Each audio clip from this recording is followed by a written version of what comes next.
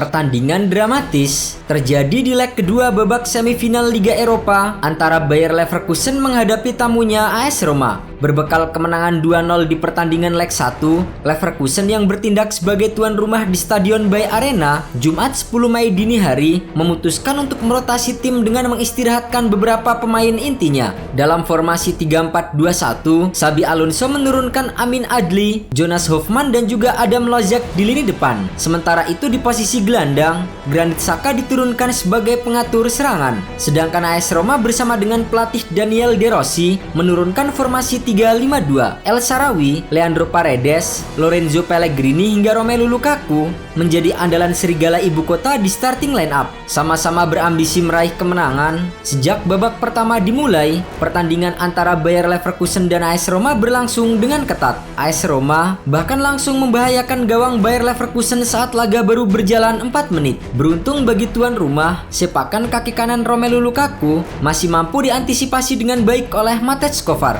Tak ingin kalah, Leverkusen gantian mengancam gawang tim tamu pada menit ke-16. Namun kali ini, kiper AS Roma Miles Villar yang menunjukkan performa apik dengan menepis tendangan kaki kanan Ezequiel Palacios. Kapten Ilupi Lorenzo Pellegrini juga memberikan ancaman lewat tandukan kepala. Namun, bola masih mampu ditangkap dengan baik oleh Matej Kovar. Di sisi lain, Leverkusen mulai menekan lini belakang AS Roma dengan beberapa peluang yang mereka ciptakan. Keasikan menyerang, Leverkusen justru mendapatkan hukuman penalti setelah bek sekaligus kapten mereka Jonathan Tah menjatuhkan Sardar Azmoun di dalam kotak penalti. Leandro Paredes yang maju sebagai eksekutor berhasil menuntaskan tugasnya dan membawa Roma unggul 1-0.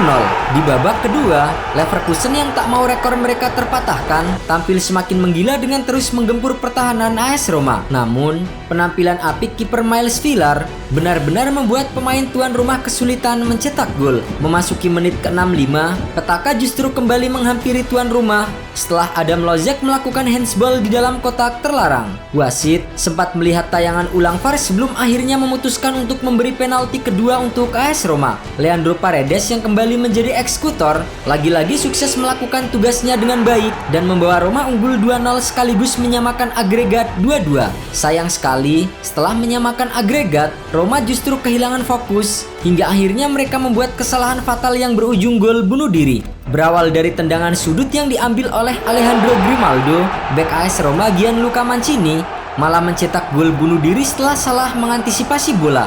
Bayer Leverkusen pun kembali unggul agregat 3-2 meskipun masih tertinggal 1-2 dari AS Roma di laga ini.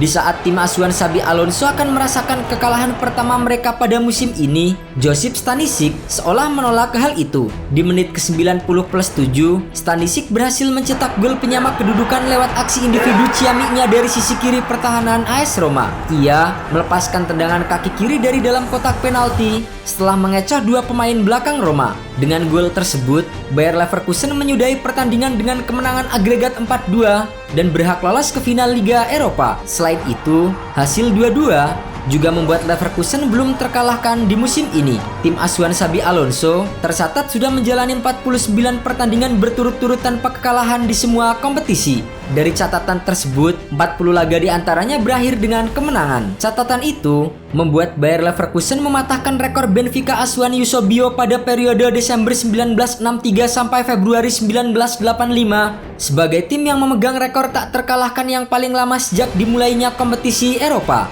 Di partai final, Leverkusen akan menantang wakil Italia lainnya yaitu Atalanta yang berhasil menyingkirkan Olympique Marseille dengan agregat 4-1. Atalanta versus Marseille berlangsung di Gewi Stadium pada jam yang sama Jumat dini hari. Kedua tim sebelumnya bermain imbang 1-1 di leg pertama. Atalanta sudah mengancam gawang Marseille di menit kelima. Ada bola tembakan dari Charles De Ketelaere yang membentur tiang gawang. Permainan dominan terus ditunjukkan oleh Atalanta. Beberapa serangan dilakukan oleh David Zappacosta dan De Ketelaere, namun masih bisa digagalkan oleh kiper Paul Lopez. Atalanta akhirnya bisa memimpin 1-0 di menit ke-30. Ademola Lookman menerima bola sodoran dari De Ketelaere.